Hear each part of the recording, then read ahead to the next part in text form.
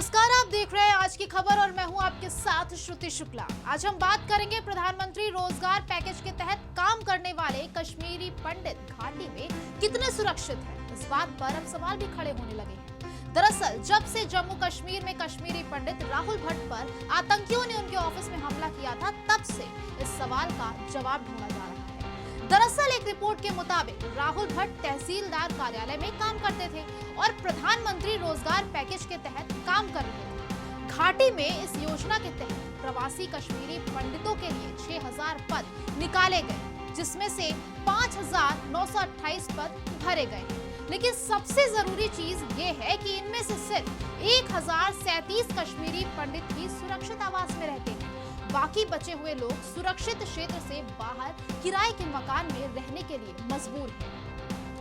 आपको बता दें कि राहुल भट्ट कश्मीर के बड़गाम में एक सुरक्षित आवास में रहते थे। राहुल जिस कॉलोनी में रहते थे वो कॉलोनी कश्मीरी पंडितों की सबसे पुरानी और सबसे बड़ी कॉलोनी है। वो राजस्व विभाग में काम करते थे और उनका ऑफिस घर से कुछ ही मिनटों की दूरी पर था। फिर भी उनको आतंकियों ने अपना निशाना आसानी से बना लिया। आतंकियों ने राहुल के ऑफिस में ही गोली मारकर हत्या कर दी। राहुल भट्ट की हत्या के बाद घाटी में कश्मीरी पंडितों ने विरोध प्रदर्शन किए और एक बार फिर अपनी सुरक्षा की मांग उठाई। एक रिपोर्ट के मुताबिक साल 2008 में यूपीए सरकार के कार्यकाल के दौरान प्रधानमंत्री मनमोहन सिंह ने कश्मीरी पंडितों के लिए 3000 पदों की जगह निकाली थी। ये वही पद थे जिन पर राहुल भट्ट कार्यरत थे। इन पदों की रिक्तियां निकालने का मकसद था कि घाटी में फिर से कश्मीरी पंडित प्रवासियों को बसाया जा सके। इन लोगों को गृह मंत्रालय वेतन देता है।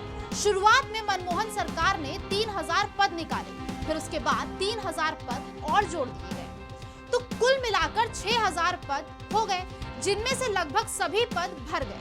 ये सभी काम यूपीए सरकार के कार्यकाल के दौरान किए गए। प्रधानमंत्री नरेंद्र मोदी ने अभी तक कश्मीरी पंडितों के लिए कोई भी योजना शुरू नहीं की, लेकिन इस योजना का बीज 2002 से 2004 में केंद्र की अटल बिहारी वाजपेयी की सरकार में बोया गया था। दरअसल मनमोहन सरकार ने 2008 का ये जॉब पैकेज कश्मीरी पंडितों के पुनर्वास के लिए 2002 से 4 में तैयार की गई एक पूर्व योजना के तहत जारी किया था।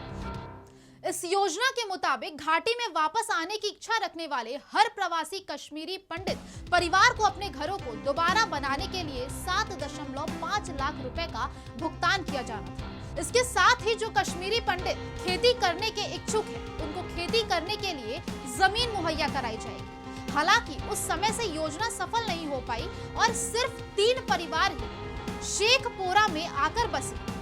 इसके बाद प्रधानमंत्री रोजगार योजना की घोषणा की गई, जिनमें ये भर्तियां निकाली गई और 6000 भर्तियों में से मात्र 72 पद ही खाली हैं। इस योजना की देखभाल प्रवासी कश्मीरी पंडितों के मामलों वाली नोडल एजेंसी करती है। राहुल भट्ट की हत्या का विरोध कर रहे कश्मीरी पंडितों ने उनको कम वेतन मिलने का मुद्दा भी उठाया था। इन लोगों का कहना है कि रिस्क में जीवन जीने के बाद भी इन लोगों को दूसरे सरकारी कर्मचारियों की अपेक्षा कम वेतन दिया जा रहा है। इसके साथ ही इन लोगों ने सुरक्षित स्थान पर अपने घर के लिए मांग की। अभी के लिए फिलहाल बस इतना ही। तमाम जानकारियों के लिए जुड़े रहिए आज की खबर के साथ। तब तक के लिए मुझे दीजिए इजाजत। नमस्कार।